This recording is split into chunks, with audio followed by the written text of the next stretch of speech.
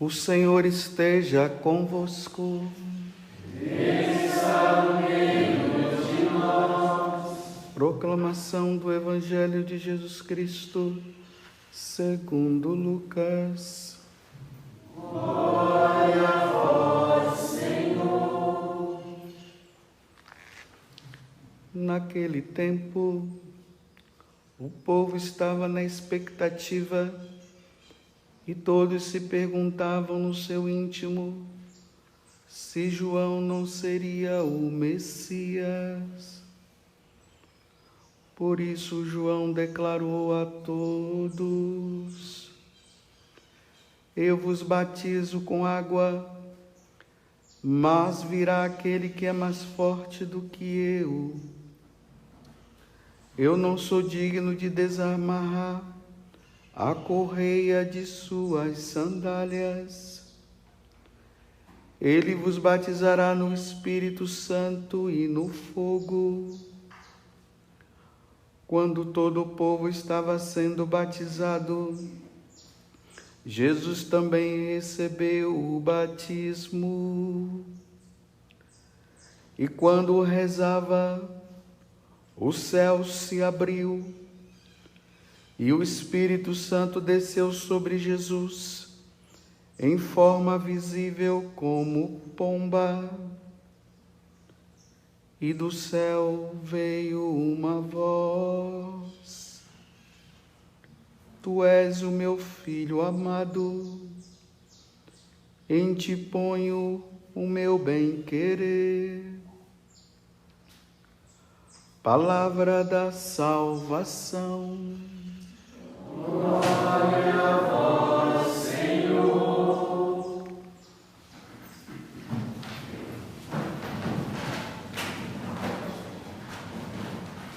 Hoje nós, com essa solenidade do batismo do Senhor, nós encerramos esse ciclo de Natal. Começou lá no dia 24 à noite com a missa da noite, das vésperas, e foi dando essa continuidade, onde nós vimos depois o dia da Sagrada Família, depois a Epifania, o batismo, a Epifania, e toda essa semana passada, falando sempre da Epifania, e hoje com o batismo do Senhor encerra-se esse tempo. Amanhã nós iniciaremos o tempo comum.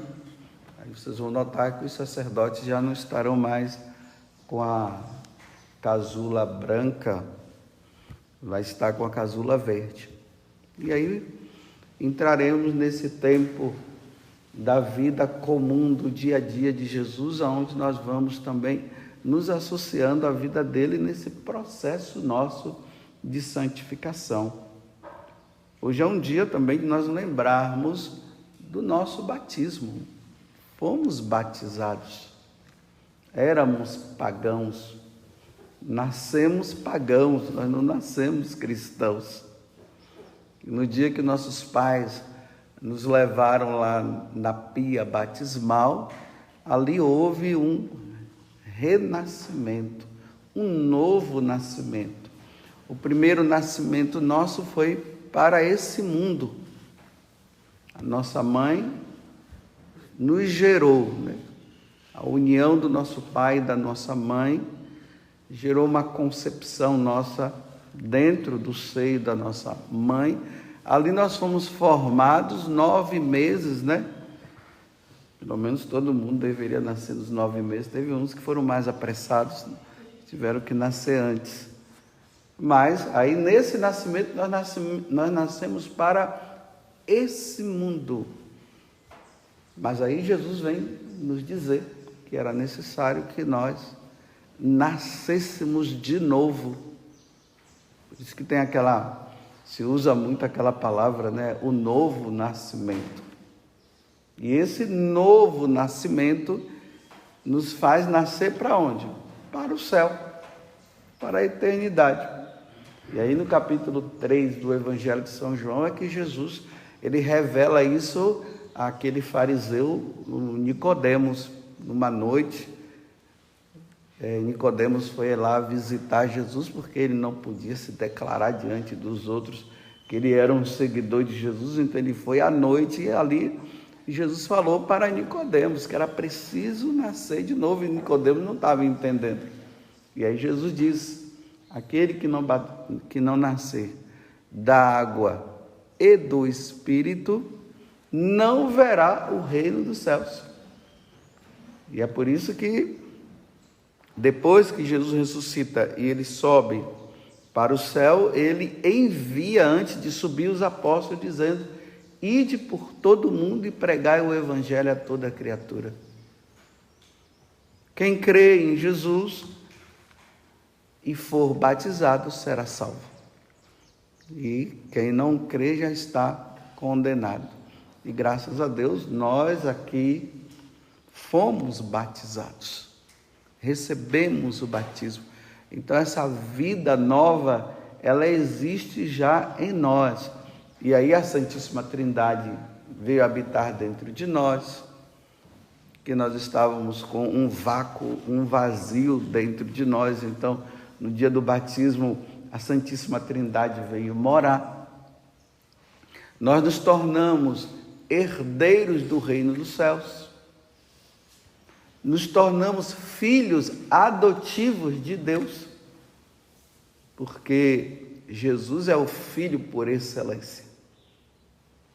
E nós somos filhos adotivos pela morte de Jesus na cruz. Nós nos tornamos filhos adotivos, e aí nos tornamos também filhos da Igreja Católica, e por sermos filhos da Igreja Católica, aí nós temos o direito de receber os sacramentos, o batismo, a Eucaristia, o sacramento da penitência e assim por diante, o sacramento do matrimônio para quem casa, o sacramento da ordem para aqueles que serão os sacerdotes, e recebe-se também o sacramento da unção dos enfermos, que antigamente se falava a extrema unção, que é justamente aquele último sacramento que nós recebemos antes de nós partirmos desta vida.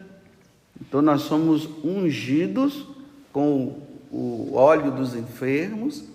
Ali também nós recebemos o perdão dos nossos pecados, ainda mais se tiver alguma coisa que esteja ali faltando na nossa vida.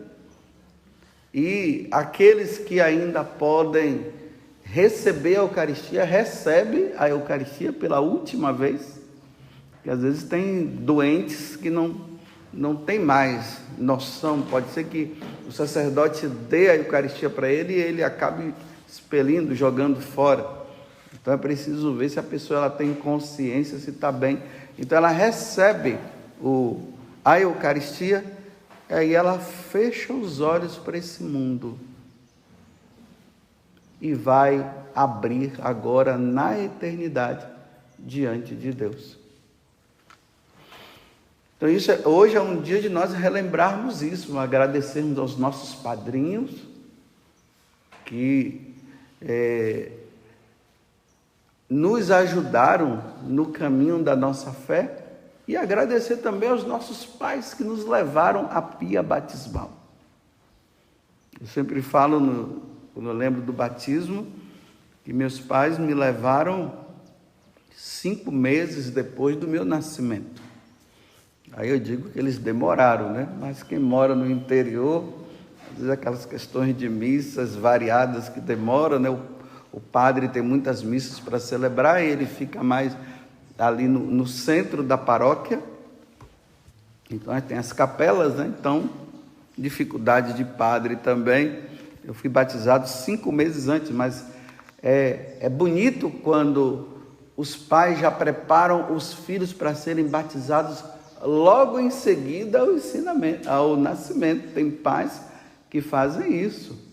O filho nasce um dia depois ou até no mesmo dia. Tem muitos santos que foram batizados no mesmo dia, ainda mais quando o parto é normal. A mãe ela está mais firme, né?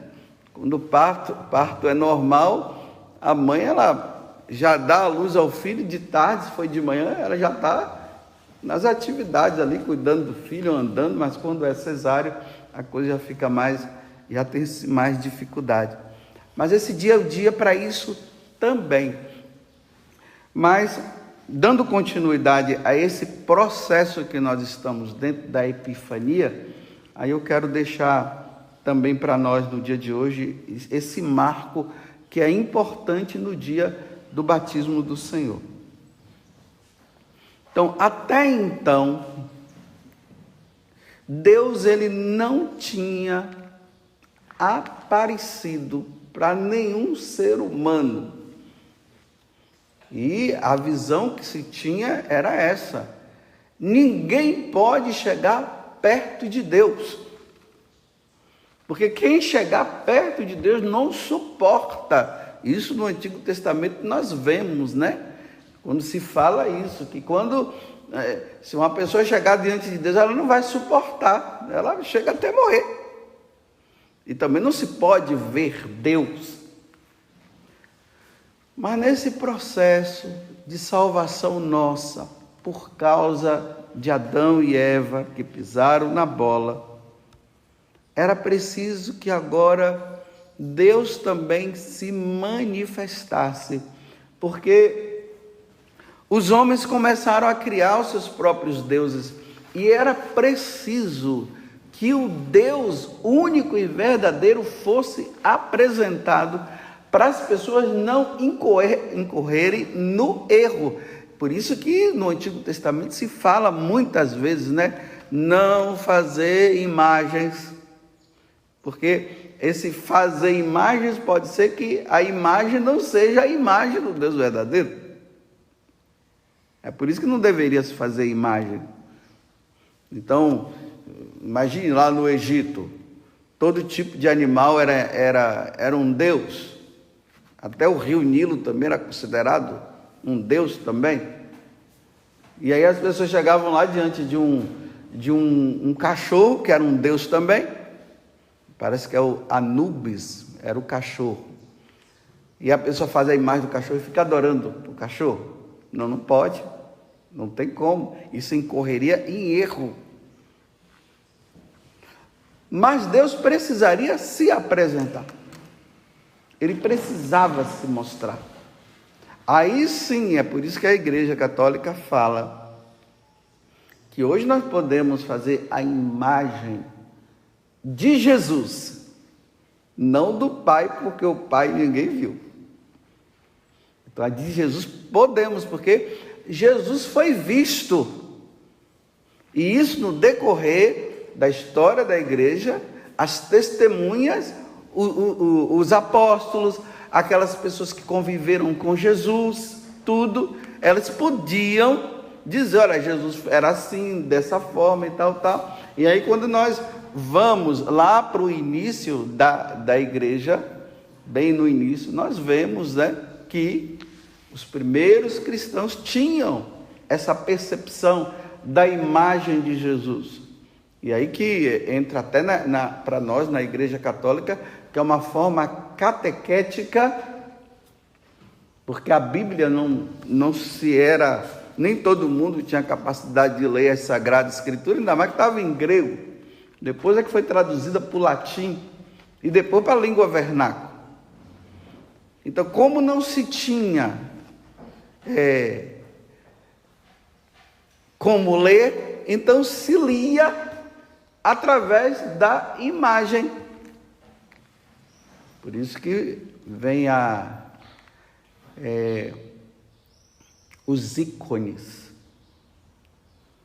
A palavra ícone quer dizer imagem. Ícone é o quê? É a imagem desenhada. O certo não é dizer pintada, o certo é dizer desenhada. A iconografia, grafia escrita, imagem escrita, imagem vista, desenhada. E aí se podia, por isso que ali no século IV, Na era bizantina, se a gente vai nas igrejas antigas, nós vamos ver esses ícones que estavam lá, que representavam o quê? A pessoa de Jesus Cristo, que antes não podia ser representada porque ninguém tinha visto. Bem, é só um detalhe, vocês entenderem isso aqui, né? Então tá bom, Deus nunca foi visto. Lá no livro do Deuteronômio, ali no capítulo 18, a partir do versículo 15 em diante, Deus ele fala uma coisa, ele diz que ele vai enviar um profeta. E é esse profeta que todos nós deveremos ouvir. Então, o povo de Israel esperava esse profeta, que seria o Messias. E aí vem as profecias, e tu, Belém, a menor de todas as cidades, e tu virás o Salvador. Aí o capítulo 7 de Isaías, e uma virgem dará a luz. Então todo mundo estava esperando que isso acontecesse. Até que aconteceu, na pessoa de Jesus.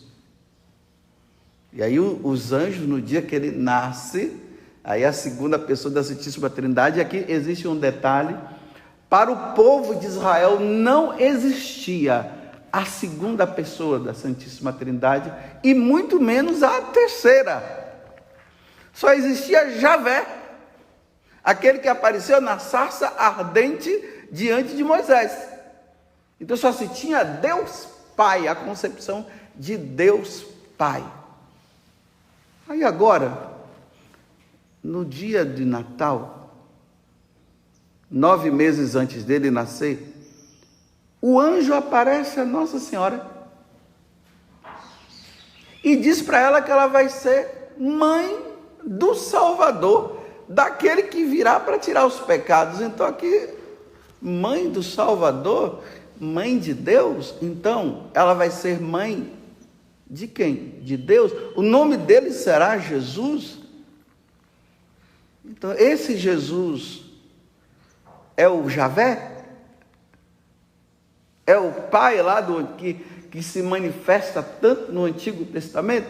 Aí vai se observar que não é o Pai. Aí agora começa a aparecer esse tal Filho, o Filho de Deus. Então, se é Filho de Deus, ele é Deus também. Então agora são duas pessoas? São dois deuses? Não, é um Deus só. E aí naquela noite de Natal os anjos mostram, vão lá, hoje na cidade de Davi vos nasceu um Salvador. Está vendo? Agora começa a se manifestar, a se mostrar a segunda pessoa, que até então era só uma, agora é a segunda. Os anjos os anjos mostram, os pastores vão e veem. Depois os magos, 3 reis magos, guiados por aquela estrela, eles vão e veem, e ali eles adoram. Olha, eles se prostram, tanto os magos como os pastores, diante de quem? De um menino. Se eles se prostram, então é Deus. Então estão se prostrando diante de Deus. Tá ok. Depois Jesus, quando ele cresce, ele começa a mostrar para os apóstolos que ele é Deus. Então, anda sobre as águas. Foi o que nós vimos durante essa semana. Jesus andando sobre as águas. Jesus que transforma a água em vinho. Eu estou só fazendo um resumo para vocês entenderem o fato do batismo hoje. E assim por diante. Então agora aquele homem ali, ele é Deus, e ele mostra que ele é Deus quando ele ressuscita também. Ele morre e depois ressuscita. Mas aqui no batismo tem um fato muito importante que nós não podemos ficar na ignorância. Jesus se manifestou. O anjo disse, olha, ele vai ser o Salvador. Tá bom.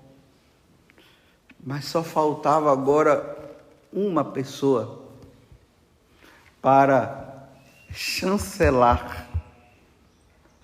Nessa pessoa de Jesus, Deus foi o Pai.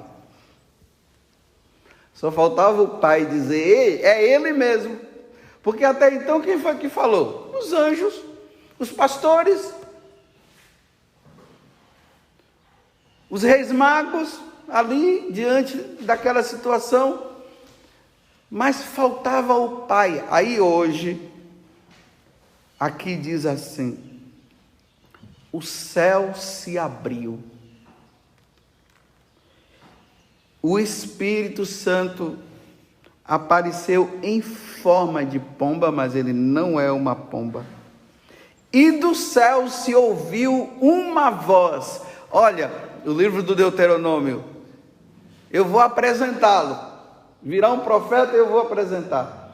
Aí, no dia do batismo, uma voz do céu diz: tu és o meu filho. Aquele povo que estava ali, ele ouviu, o povo ouviu a voz do Pai. Não é que o Pai não apareceu, mas eles ouviram a voz do Pai que dizia: esse é meu filho amado, em ti eu ponho o meu querer. Pronto, agora a Santíssima Trindade se mostra. O Pai pela voz, a terceira pessoa da Santíssima Trindade, o Espírito Santo, que desceu em forma de pomba no momento que ele foi batizado, apontando para aquele que estava sendo batizado e dizendo: este é o meu filho. Lembrando também que lá no Monte Tabor, Deus, quando a voz também é ouvida pelos 3 apóstolos que estavam lá, e lá o Pai disse: ouviu. Então, agora ele diz: este é meu filho, e lá no Monte Tabor, a voz do céu, que é Deus, diz o seguinte: ouviu. Agora, o que é que isso tem a ver conosco? Tudo isso que eu falei agora, que já está dando até sono em alguns, essa história toda, fui lá, voltei, vim aqui no dia do batismo. O que é que isso significa? Isso significa para nós que é preciso, de agora em diante, todas as nações, como eu já falei durante essa semana, que se dizem crer em Deus, precisarão mostrar que creem em Deus através da pessoa de Jesus Cristo. Se as nações disserem que elas creem em Deus, mas negando a pessoa de Jesus, eles estão no erro ainda. Por isso que São João disse o quê? Aquele que diz que crê no Pai, que crê em Deus, mas não crê no Filho, é um mentiroso, ainda não crê. Ainda não chegou à plenitude da fé no Deus único em 3 pessoas. Nós não podemos apenas crer em Deus Pai. É preciso entender que existem 3 pessoas, que é um Deus só: o Pai, o Filho e o Espírito Santo. Quando nós temos o conhecimento disso aqui, não tem como um católico errar mais. Pode vir qualquer religião mostrar e fazer tantas coisas, e até mostrarem até prodígios lá. Mas se eles não creem na Trindade Santa, está no erro. Por isso que todas as nações hão de te servir, nós vimos isso esses dias no Salmo, e todos os reis da terra hão de adorá-lo. Olha só, então todas as autoridades da terra, porque as autoridades terrenas, de uma certa forma, elas representam a autoridade de Deus. Então, para que as autoridades terrenas nós possamos obedecê-las mesmo, aí, através das suas leis e dos seus ensinamentos, eles têm que acreditar na Santíssima Trindade. Se eles acreditarem na Santíssima Trindade, se eles creem em Deus, as leis nunca serão erradas.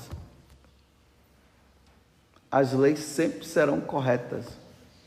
Os homens vão criar as leis baseadas nos mandamentos.